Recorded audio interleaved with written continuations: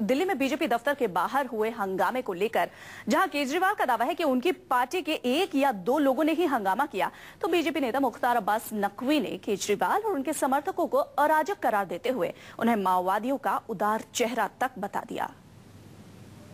हम लोगों को इस सब चीज के लिए तैयार रहना है, लेकिन मेरा अभी भी ये रिक्वेस्ट है जो मैंने कल रात को बोला था कि हमें हिंसा नहीं करनी, हमारे कार्यकर्ताओं को बिल्कुल हिंसा नहीं करनी। कल मेरी नॉलेज में आया कि हमारे एक आध कार्यकर्ता ऐसे हैं जिन्होंने शायद रिटेलिएशन में थोड़ा सा हिंसा किया है। उसके लिए कल भी मैंने माफी मांगा था कि अगर हमारा कोई भी कार्यकर्ता कोई गलत काम करता है तो उसके लिए मैं माफी मांगता हूं। मैं कार्यकर्ताओं को ये बोलता हूं कि किसी भी हालत में हाथ नहीं उठाना है और हमें इन सब चीजों के लिए तैयार रहना है, क्योंकि हम सच्चाई के रास्ते पे चल रहे हैं। सच्चाई का रास्ता बहुत कठिन है, बहुत कांटों वाला है और किसी भी हालत में हम लोगों को हाथ नहीं उठाना और हर चीज के लिए हमें कुर्बानी देने के लिए तैयार रहना। देखिए, ये जो जिस तरह से ये लोग कर रहे हैं, ये माओइज्म का जेंटल फेस है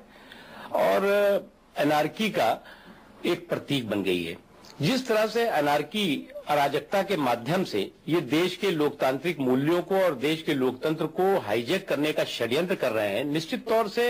ये बहुत खतरनाक मानसिकता है, ये फासिस्ट मानसिकता है और इस मानसिकता के साथ